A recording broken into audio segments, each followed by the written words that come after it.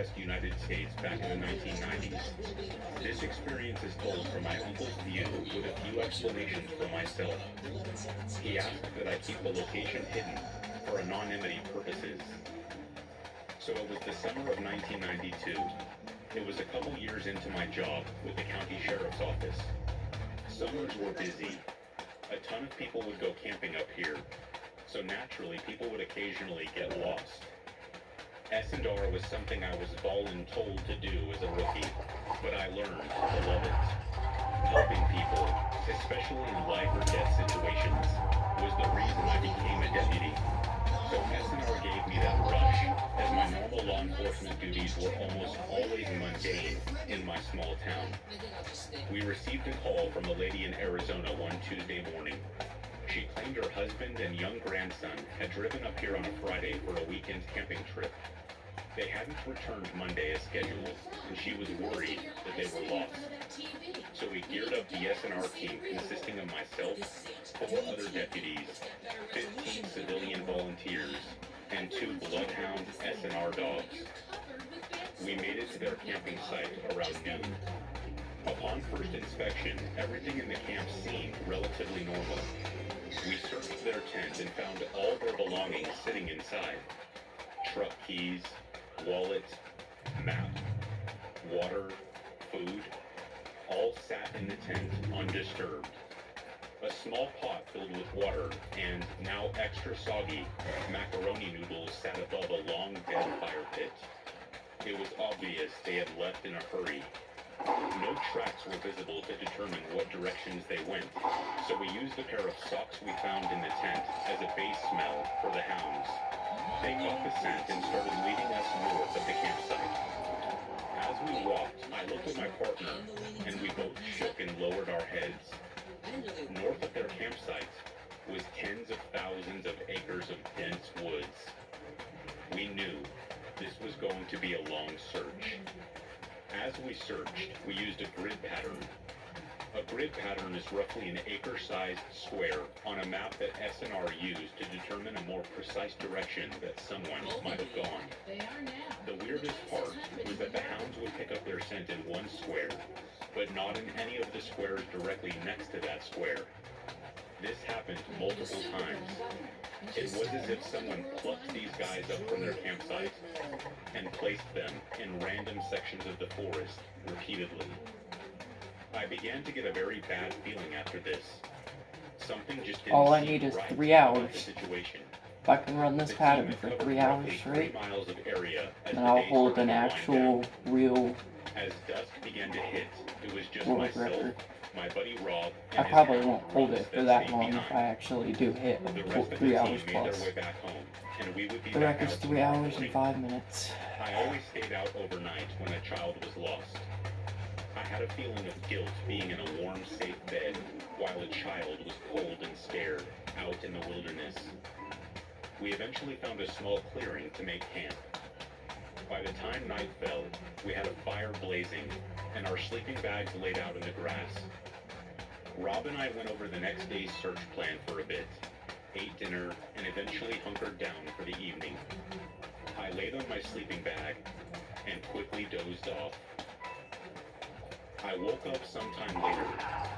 I sat up and looked around as my eyes began to adjust to the darkness. I felt like someone was watching me. The urge to look around to ensure that no one was sneaking up on me was intense. I called out. Hello? Sam? Frank? Is that you? We're looking for you. Are you there? I didn't hear any response, so I laid down and tried to fall back asleep. Just a few minutes later, I heard it. Somewhere to my left, past the tree line, came a loud wolf whistle. A wolf whistle is the whistle you hear in movies or TV when a man sees a very attractive woman. I sprang up out of my sleeping bag and began frantically scanning the tree line. At this point, Russ was up too. His ears were peaked, and he was whining in the direction of the whistle. I called out again. Hello? I am a deputy with the sheriff's office. Do you need help? Sam? Frank? I received no response. Rob was awake now, and as I was explaining the situation, the whistle came again, but this time to our right. I drew my sidearm and flicked on my flashlight as Rob took out his large buck knife and stood beside me. We scanned the tree line, but we didn't see anything. We continued scanning the tree line and calling out for another 10 minutes before we decided to get the fire going again and wait until dawn to search the area. We didn't hear another whistle for the remainder of the early morning. As dawn broke, Rob and I searched the area.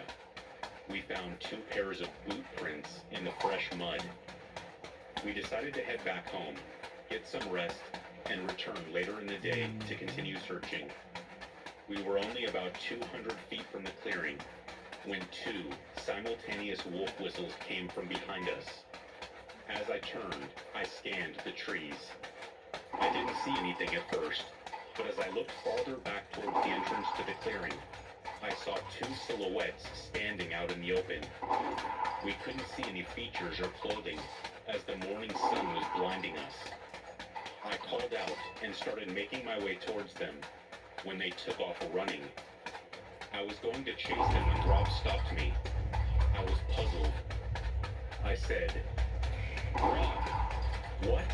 We're looking for 2 people and there they are. Stop wasting time." He replied with, "Stop and think for a second. We are looking for 1 male adult and 1 male child. Unless this kid is the next Randy Brewer, there's no way that he's that tall at age 11.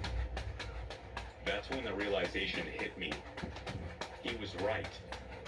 Those 2 silhouettes, obviously, were not the 2 people that we were searching for.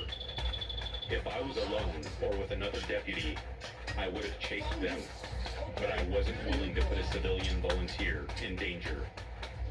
We decided to just continue our way back to the trailhead and debrief the team and sheriff on the events that had transpired.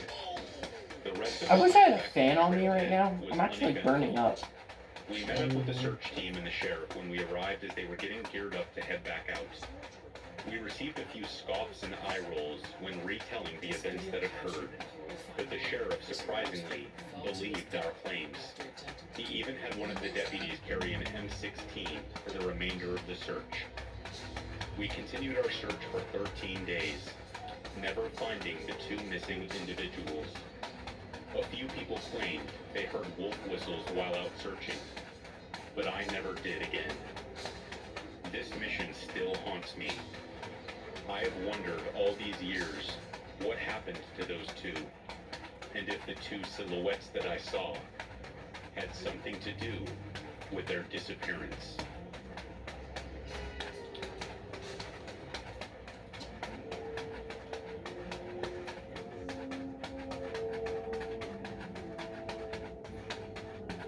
My son Ricky took his life by the use of a firearm. It broke me in ways that I never knew that I could be broken. And I contemplated suicide. I still own my firearm. I keep it in a safe because I want to keep my grandson and myself safe. Store your gun securely, locked, unloaded, and away from the other one.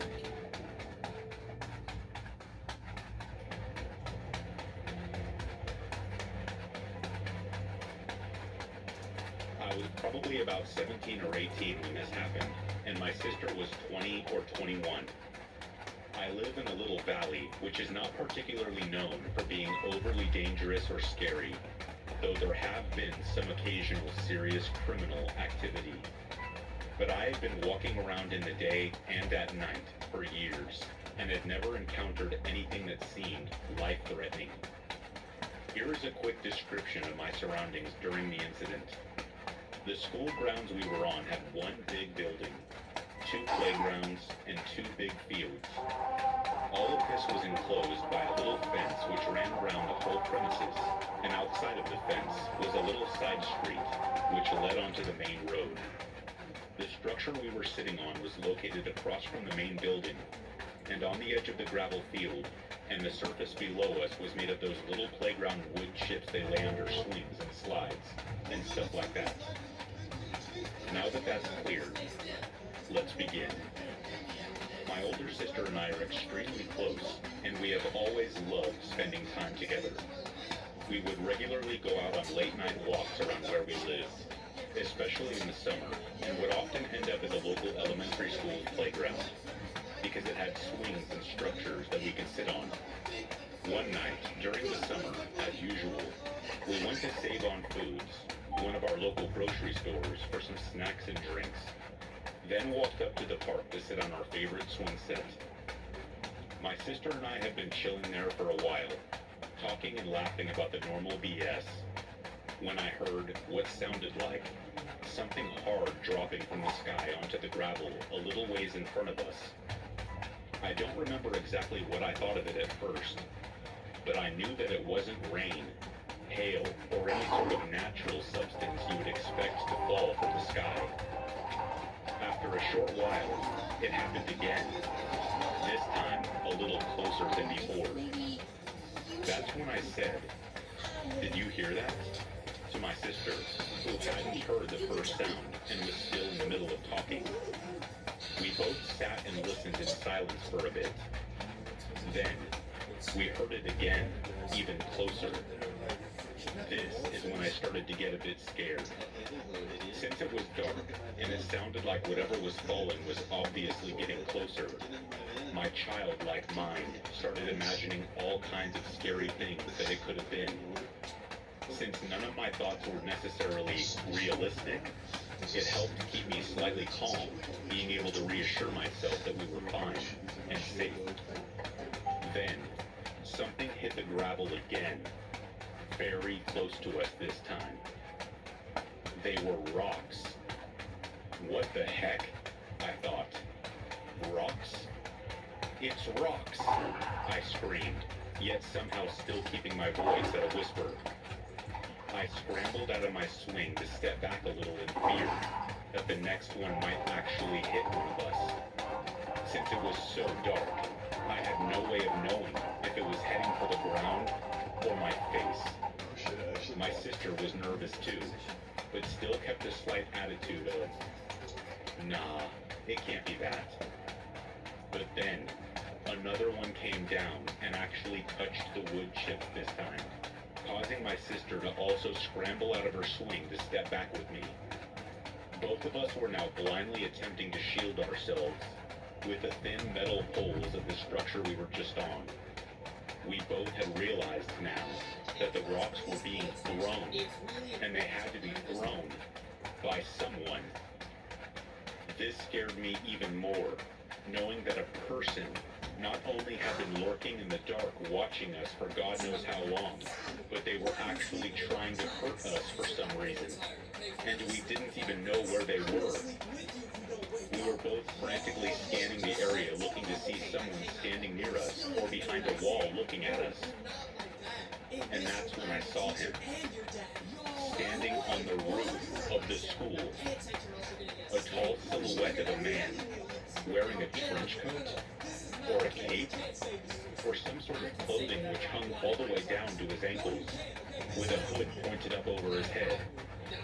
I couldn't see his face, but judging from his structure, I assumed it was a man. I felt all of the blood drain from the top half of my body. I couldn't stop looking at him. I was so utterly confused as to who this guy was and why on earth he was on the roof of a school in the middle of the night throwing actual stones at two girls he didn't know. "Oh, Lord," my sister said, when she also noticed the man standing there. She let out a nervous giggle, and so did I. But I think we both knew how scary the situation was, and how scared we both were at this point. The man just kept still. I felt kind of stupid for feeling as scared as I was, because it was probably just a stupid, bored teenager who got a kick out of scaring the crap out of random people. But once the next rock hit the pole right in front of us, making a perfect ping noise, I didn't really care if it was just a dumb teen. I wanted to get out of there.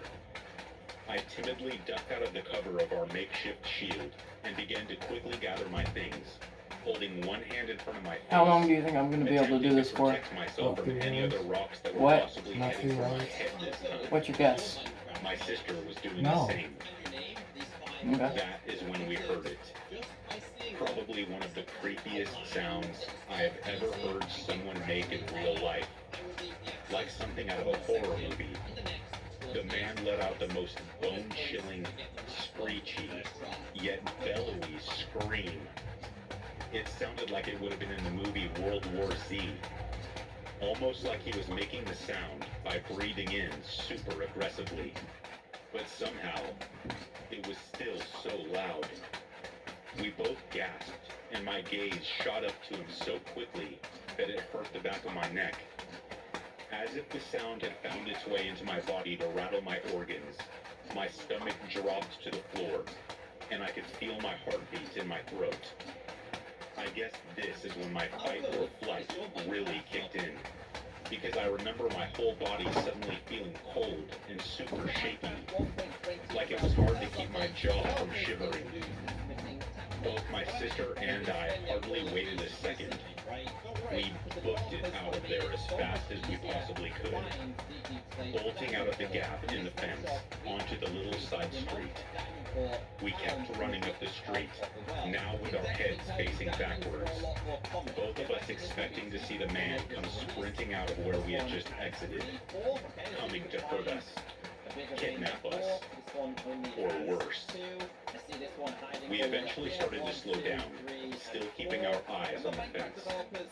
My sister, trying to break the tension with some laughs, jokingly, broken up by heavy breathing, started to say, "Imagine, he just comes running out there after us making that noise." I quickly interrupted her, now crying, with some abrupt and inaudible babbles, trying to tell her to please stop describing such a horrifying scenario, because to me, that joke could easily have come true in that moment. This story, fortunately for us, does not have a bad ending. The man never emerged, never came after us, never followed us, and we never had an encounter like it again in the future. My sister and I are now 20 and 23 years old. Although, the scary thing was that when we eventually made it around the 2 fields that sat across from the school building that the man was standing on, he was nowhere to be seen. We couldn't see him on the roof, walking around the school, and we didn't see him on the street when we eventually started our abrupt return journey home. He was just gone. Though my sister and I both made it out of there totally unharmed with merely a spooky story to share, and it probably was simply a bored person who thought it would be funny and harmless to pull a prank on a couple of girls, it still scared the life out of both of us. Remember that, even though in the moment you might think that your pranks and jokes are totally harmless, you never know how they might affect someone when that someone feels that they are genuinely in serious danger.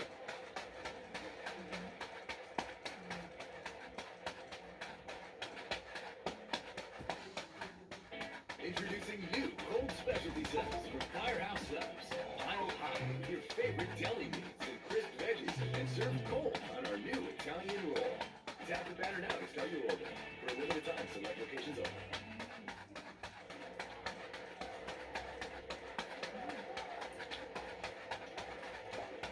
Just to give you a bit of background, I live in a country that is classed as post-Soviet, as we used to be part of the Soviet Union until it collapsed.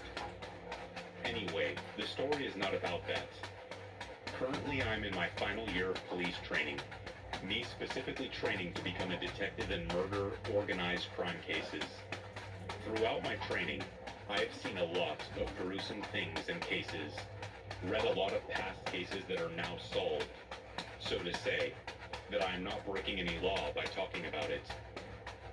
Back in the 1990s, right after the Soviet Union had collapsed, small countries that were now independent were trying to set up their governments and law enforcement systems. People were mostly poor, and organized crime started to arise. And by that, I mean a lot of mafia groups were forming in various bigger cities, as there was no effective law enforcement to stop them from doing crimes, and the units that were formed were mostly corrupted and afraid of the mafia. Lucky me, I was born in one of these cities that had one of the strongest and influential mafia gang in the whole country. The time from 1990s until the early 2000s was like one big crime scene in whole of the country. Daily shootings, corpses in rivers, robberies, carjackings, you name it, it was there. During my early training years in 2018, as part of my studies, I went to Police Archive and came across a few cases from the past that will stay in my mind for some time. I will tell about one of them in my story. So the case story goes like this. In 1992, early autumn when it was still warm, a young man went suddenly missing. Police knew that he had some ties with the local mob, but for a week they weren't able to find him or his body. Right then, when the search was going on, 3 teenage boys, aged 12 through 14, went fishing to a local river. To give you a better idea of the location, there was a main road, and by that main road, there was a school. And there was a trail leading through the school's playground, right to the riverbank. It was a 3-minute walk from the playground to the riverbank. So the boys took their fishing gear, and as they were walking through the playground, they saw and waved hello to the school's principal, as he was outside talking to a groundskeeper. Boys being known for their mischievous behavior in school and just wanted to taunt the principal by waving at him. He ignored them, and the boys went to the river. It was a warm evening. The sun was still up. It was around 5 p.m. The boys got ready to fish and cast their rods. 10 minutes passed. Nothing. 15 minutes passed. Nothing. One of the boys got impatient and decided to recast his rod. Just as he started to reel back, something heavy was on the line. He got excited and started to shout, "I got something! I got one! I got a bite!" The other boys ran to him and excitedly waited for the huge fish to finally show. But instead, as he was reeling, their faces went pale. There was no fish on the line. Instead, the fishing hook got stuck in flesh. Human flesh. The boy who was holding the fishing rod threw up when he saw that he had caught a human head. Yes, a rotting human head. The boys panicked. They didn't know what to do as there were no cell phones, and the closest building with an adult was the school. The boys dropped their fishing gear and ran back to the school, hoping to find the principal who they saw earlier. He was nowhere to be seen outside, so the boys ran into the school, straight into his office. They were panicking and screaming for the principal to come, because there was something horrible by the river. The principal looked at them confused and refused to come, as he thought this was one of their pranks.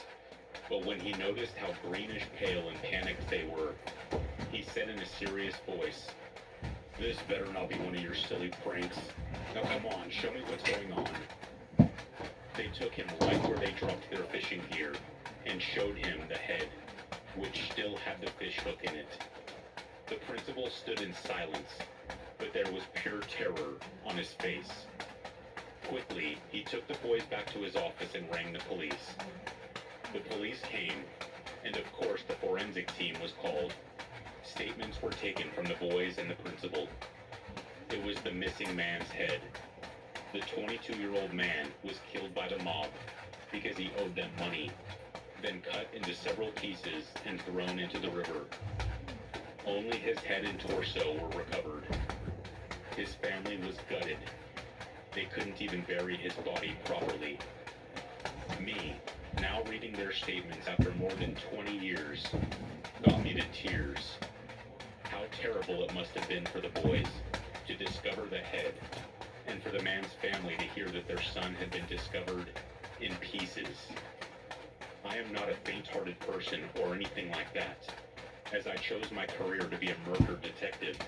But some cases and witness statements who are crying their souls out, asking to find the people who did that to their Oh my loved gosh, I ones, almost messed up. Jeez. sometimes gets me crying also. That just gives me the motivation and strength to find and fight these horrible people. Stay safe, everyone.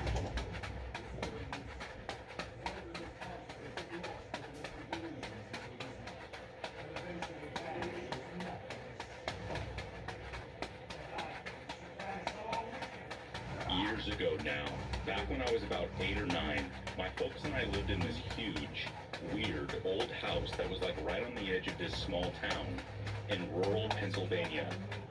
The local school districts also happened to be in the middle of this big restructuring, so even though me and my little brother were only a couple of grades apart, we went to different schools and took different buses. This meant I was the last person to leave the house every morning, but also the first person to get home every afternoon, since my school was much closer than his. But this also meant that it was also my job to make sure all the lights were off and all the doors were locked when I left every morning to head off to school.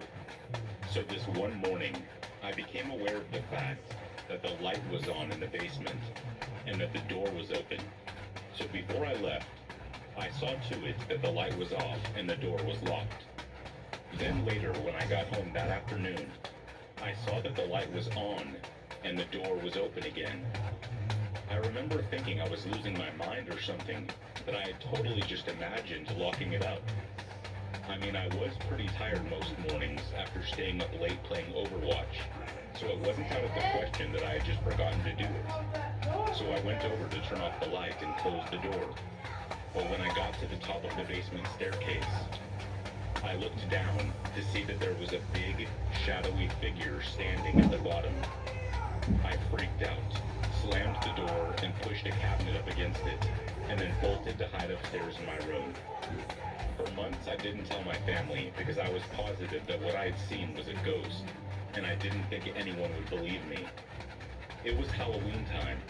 I was young and dumb, and happened to have fostered a firm belief in the paranormal. Then about 6 months after that weird little incident, my mom and dad realized that things had been going missing around the house. They blamed me and my brother at first, but after we insisted that we were innocent, we all walked around the place with flashlights, trying to figure out how anyone might have gotten inside without actually breaking in. It turns out the thing I had seen in the basement was an actual man, and he had been climbing in through a small hole on the outside of the house, worming his way through a crawl space, then coming up into the house through the basement. Recognizing I had been alone in that house with him on at least one occasion was one of the worst, most terrifying realizations I've ever had in my life. Needless to say, I don't believe in ghosts anymore. You want my advice? Upload unenchanted books while you can. In case you didn't know, on the Minecraft 1.20 Trials and Tells update, the developers introduced smithing templates. However, you've probably been spending... With a year that started with my mom passing away and the whole world shutting down, what was to follow would make up for it in more ways than one. When my mother died, I felt like everything around me was falling apart. All my friendships were fading, and I had to mourn alone during the lockdown. That was until my neighbor Ryan reintroduced himself to me. At the time of this story, I was 18, and he was 22, which is why we didn't become best friends right away. Long story short, he invited me over to one of his bonfires to have drinks with his friends, who were all around the same age as Ryan. Besides Ryan, two of them I became closest with were Colin and Aiden. Those two were a sight to behold. I have never seen two people who weren't married talk to each other as much as them, and no one complained about it as much as their girlfriends. We all became close pretty fast. They all came to my mom's funeral despite not knowing her, whereas childhood friends were nowhere to be found. Unfortunately, this story doesn't end nearly as good as it starts. The last Saturday before my freshman semester was coming around, and we all got together, despite an unexpected rainstorm hitting us that day. We were all having a few and wanted to end the summer with a blast. Colin pitched us an idea. Colin owned a beat-up old Jeep outside his house, and by owned, I mean his grandfather gave it to him. He was planning on selling it that next day, and was quietly trying to get me, Ryan, and Aiden to take it out for one last joyride with him. Red flags popped up when I got the hint that he didn't want him and Aiden's girlfriends to know. Knowing that we had been drinking for a little over an hour, and that the roads were really wet, and his Jeep had no doors or top, I was initially worried about the idea and how confident he was with it. I knew it was a bad idea, but I didn't want to kill the vibe of the party. I didn't want to be the youngest guy in the room telling everyone else to be careful. This was when I made the worst decision of my life. Not only did I begrudgingly decide to keep my mouth shut, but I also tagged along. I was trying to act cool, but it was becoming clearer and clearer to me that my much drunker friends were a bit too far gone.